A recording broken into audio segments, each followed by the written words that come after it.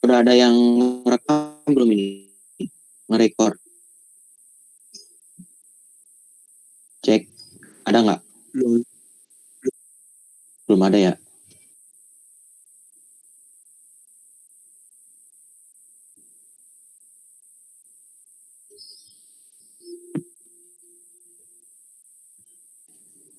Absen juga belum ada, Kang.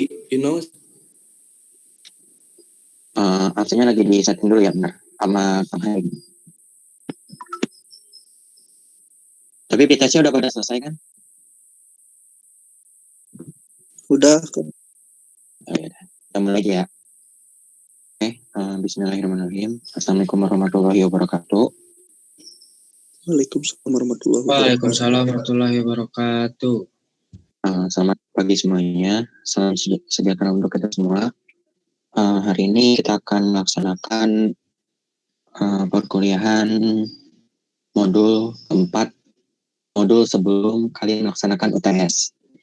Kemungkinan UTS antara minggu depan sama minggu depannya lagi ya. Nanti bakal dikabarin lagi. Nah, tapi modul ini adalah modul terakhir sebelum UTS. Gitu. Jadi kan kita semuanya ada 8 modul gitu. Jadi 4 modulnya UTS, 4 modulnya lagi UAS. Gitu. Buat hari ini kita akan membahas tentang pengaruh sinyal terhadap kumparan.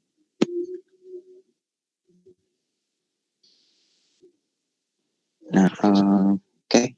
Kan sebelumnya kalian udah belajar gitu tentang filter, pengaruh sinyal AC terhadap resistor, pengaruh sinyal AC terhadap kapasitor, dan ini yang terakhir adalah pengaruh sinyal AC terhadap kumparan.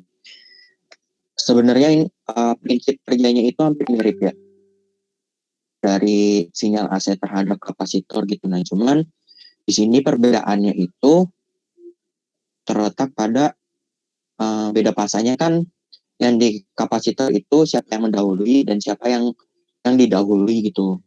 Nah, itu terdapat perbedaannya di sini di sinyal AC terhadap kumparan. Lalu dari rumus impedansinya itu sendiri, kalau misalnya si kapasitor itu dia impedansinya kan 1/WC ya, atau 1 per kecepatan angular dikali indukansi kapasitor. Ya gitulah pokoknya, di XC gitu. Nah, kalau misalnya di kumparan ini, dia rumusnya adalah XL sama dengan Z sama dengan W kali XL gitu. Nah, nanti kalian bakal tahu gitu dari perhitungan ini. Kalian bisa coba perhitungan ini di kalkulator Photomath ya. Di Photomath ini coba kalian kalau misalnya pasanya ini semakin besar, dia nilai tegangannya itu akan semakin besar atau semakin kecil gitu. Nanti kalian coba aja. Jadi tuh kalian coba aja sampai 1 juta derajat gitu. Nah, nilai si bentuk alternatif ini nilainya tuh nggak akan 1 juta gitu, tapi dia bakal misalnya maksimalnya 1, minimalnya -1, 1 -1, 1 -1 gitu. Jadi semakin besarnya itu emang apa ya, dia bakal ngaruh pasanya, cuman nggak terlalu berpengaruh gitu. Jadi pengaruhnya sangat sedikit tuh.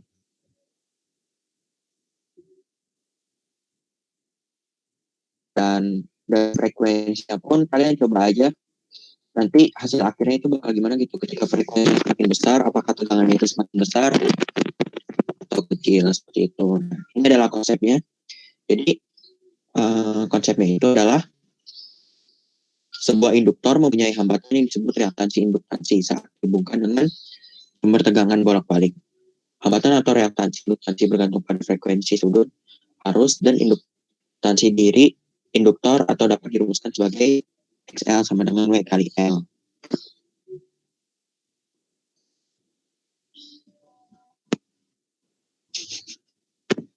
Nah,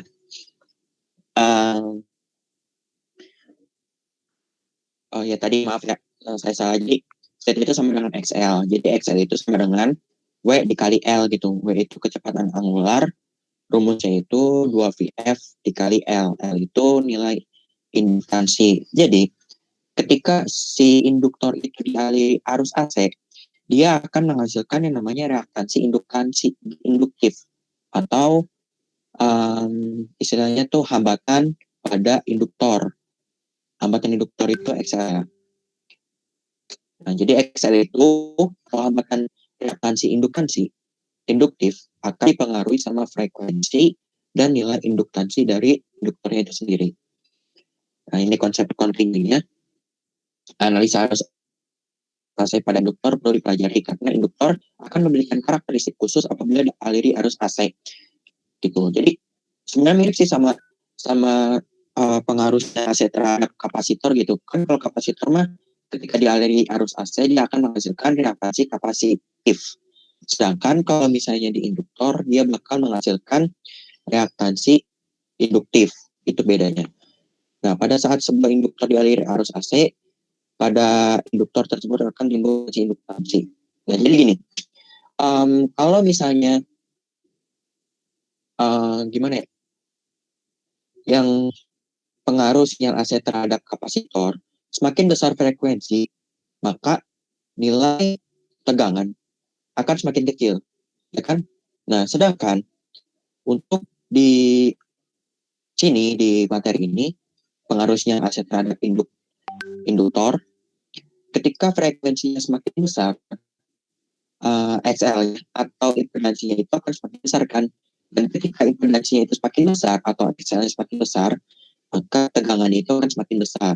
Sehingga ketika frekuensinya semakin besar, maka tegangan pun akan semakin besar. Seperti itu. Itu konsep dari pengaruh sinyal AC terhadap induktor.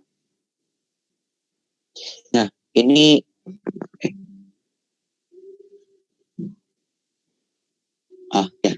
ini adalah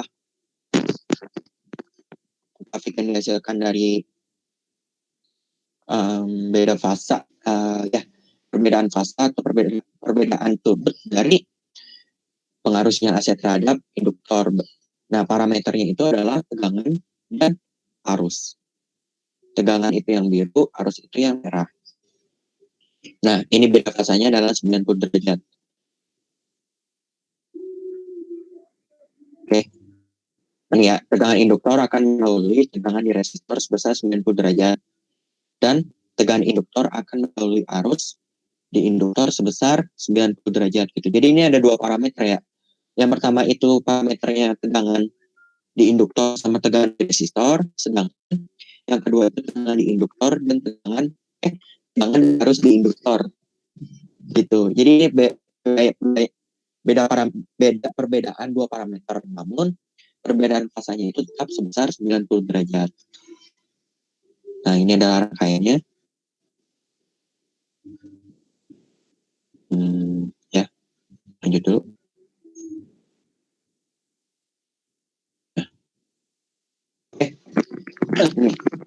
Kemarin kan banyak yang nanya, Kang, gimana sih Kang cara supaya nyari beda fasanya? Nih perhatiin baik-baik ya, soalnya ini lumayan ribet gitu.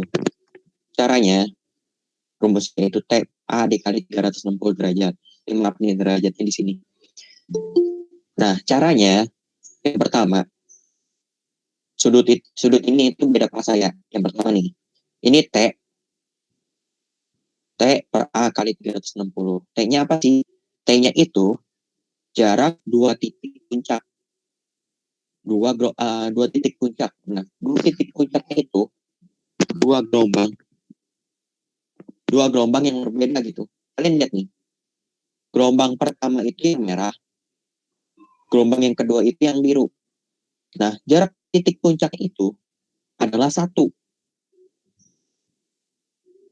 Ya kan? Tunggu. Ya, 1. Dari sini nih. Dari titik puncak ini ke sini 1. Atau dari sini deh. Titik puncak ini ke sini. Ini 1 kan? Cuma 1 kotak gitu. Nah, per A A-nya itu apa sih? A-nya itu panjang satu gelombang penuh. Satu, nih 4 nih ya. Terus kita lihat yang merah, 4 juga. Jadi kalian terserah nih mau mulai dari sini boleh, tapi harus satu gelombang penuh. Satu gelombang penuh berarti ibaratnya itu satu puncak sama satu apa sih ini? Satu lembah, satu puncak sama satu lembah. Jadi yang A itu dia memiliki nilai sebesar 4 kotak. Jadi 1/4 dikali 360 derajat. Hasilnya itu 90 derajat. Gitu. Nah, jadi perbedaan fasanya itu besar 90 derajat. Itu cara untuk menghitung beda fasa. Nah, ini.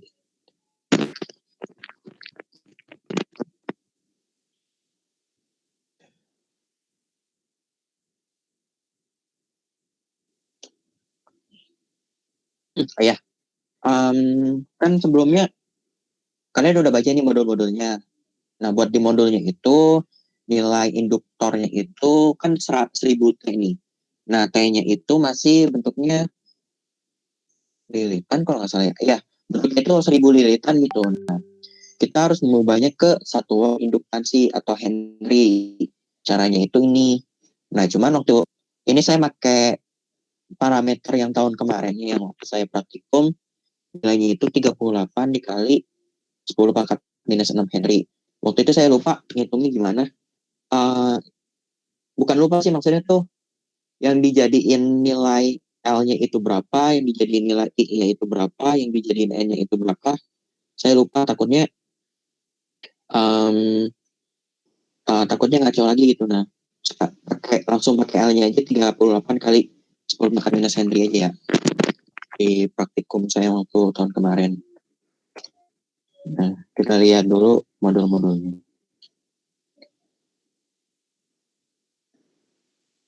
Oh ya, jangan lupa ngerjain laporannya. Formatnya IEEE ya, soalnya kemarin masih ada yang formatnya itu nggak IEEE gitu. Jadi sayang banget kalau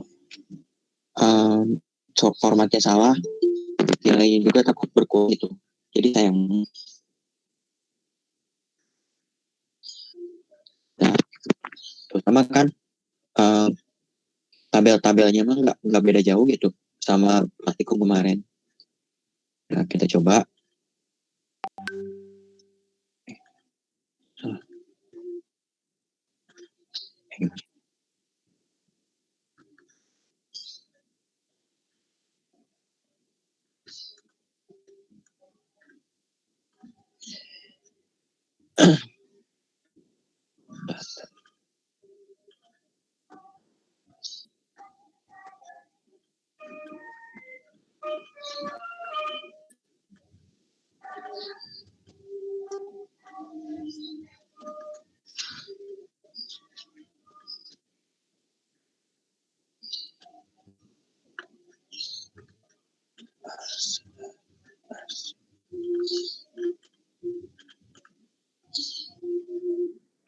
Nah, ini rangkaiannya. Nanti kalian tinggal ganti aja frekuensinya berapa. Kita coba.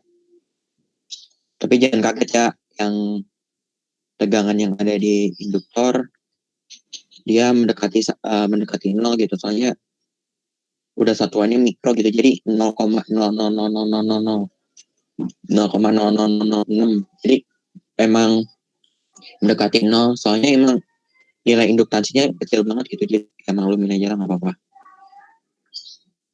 Terus saya juga di Proteus. Soalnya kalau misalnya kalian nyoba di live wire buat tentuin beda pasanya susah gitu. Soalnya kan sinyal pertama itu amplitudenya itu 1,5 ya. Tuh, kelihatan yang merah. Sedangkan sinyal kedua itu amplitudenya cuma 0, cuman 6 kali 10 pangkat minus 6 gitu, jadi 0,000, jadi susah banget. Nah makanya saya saranin pakai Proteus.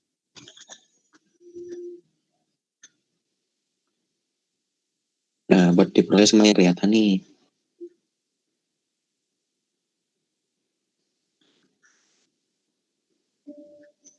AC.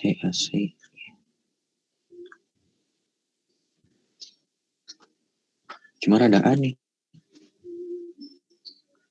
Gak 90 derajat nih. Coba di saya boleh. Berapa sih? 1000.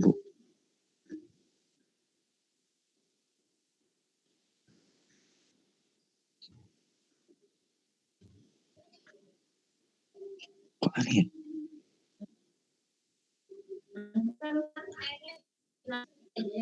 Iya mah.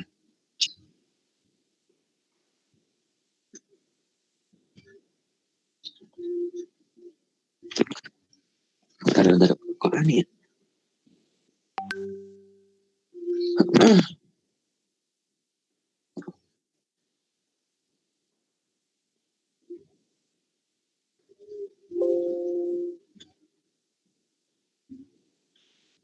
As.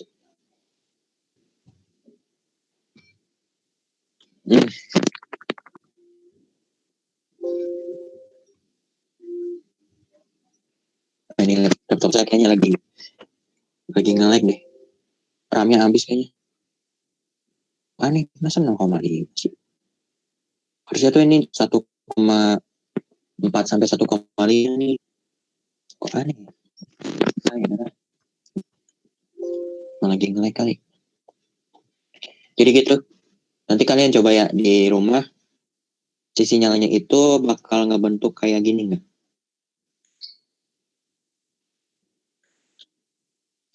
Nih, kayak kurang lebih kayak gini nih.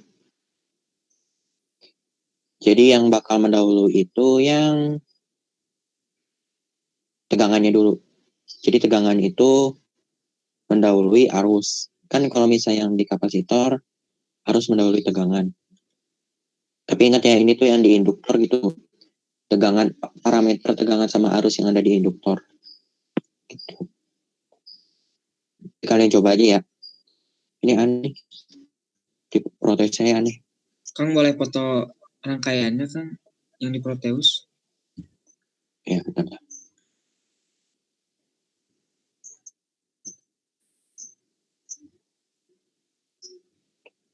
Ya, sok boleh. Ya Kang, makasih. Ya. Udah sih. Jangan lupa ya, tapi ini L-nya 38 dikali 10 pangkat minus 6. Oke. Sebelumnya ada yang ditanyain nggak? Oh ya, absennya udah ada kan? Oh ya, kata Kang Hanif. Coba buka lagi. Kata Kang Hanif udah ada. Sudah. Iya, oke. Absennya sampai jam 8.40 ya. Jangan lupa. Ya, teman-teman ada yang mau ditanyain?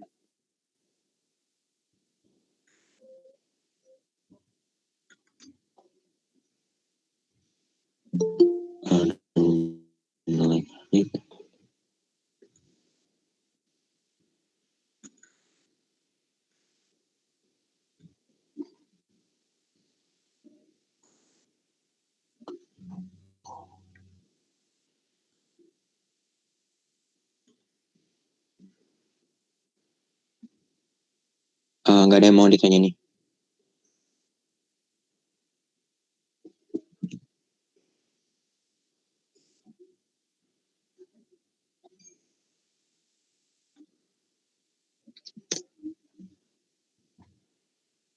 Jadi pacar sebentar.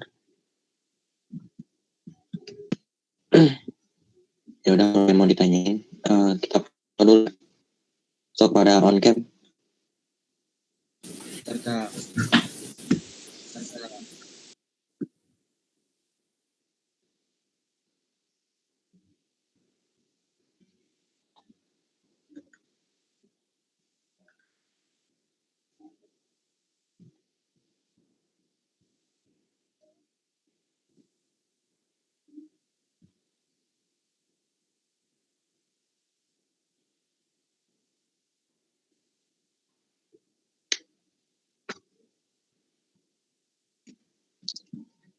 menjadi orang menjadi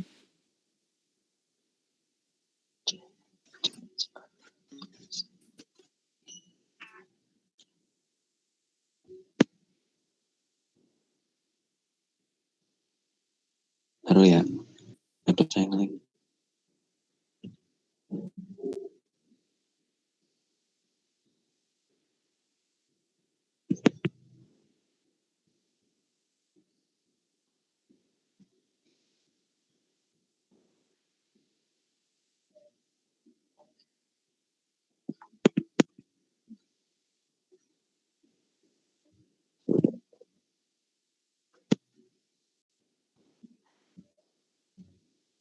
Bentar ya, bentar. Dibaca suara semesta.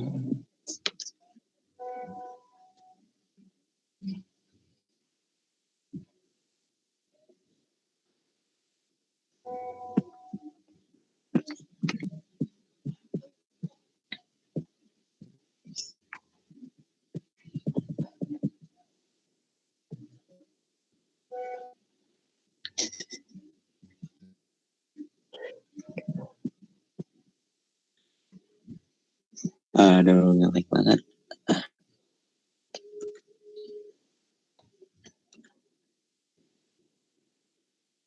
Nggak usah dipaksain, Kang.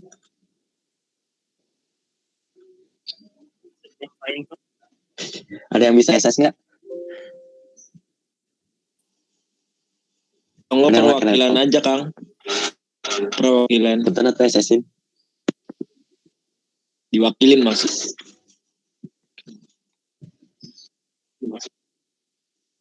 Udah nih, udah benar. Bentar. Ada aja.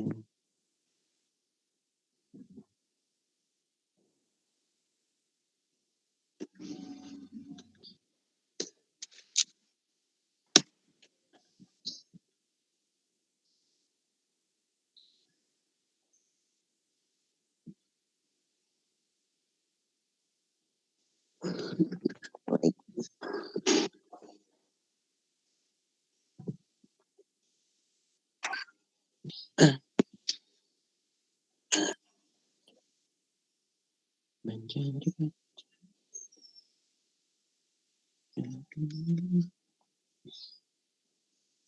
bentar ya, bentar. Ngeliat ini hasil.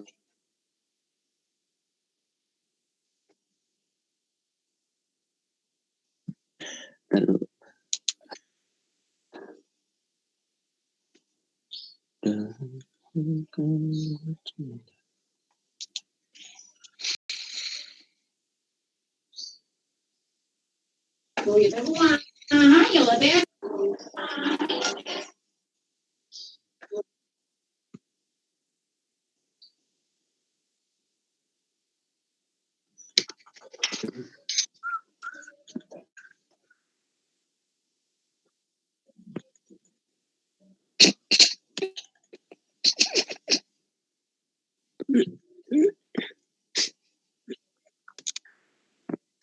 Kenapa aja?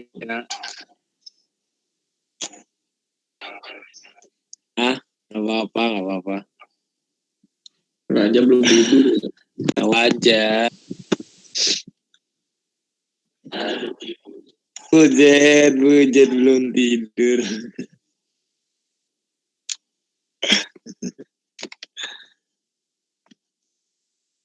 Tidur belum makan ini.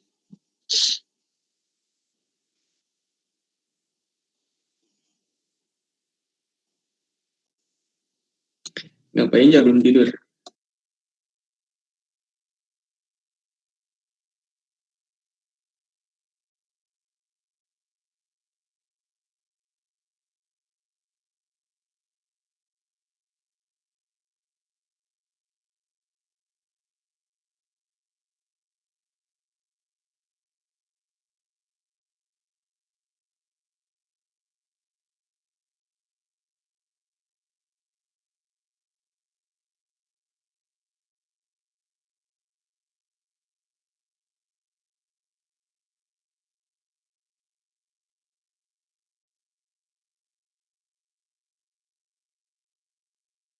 Nungguin apa ini teh?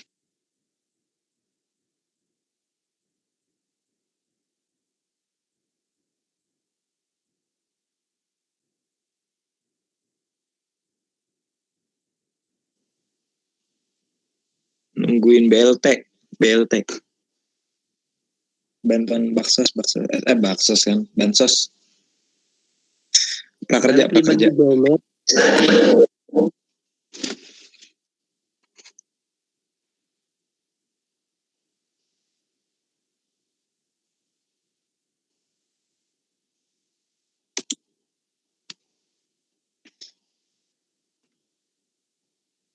Hoak itu hoak.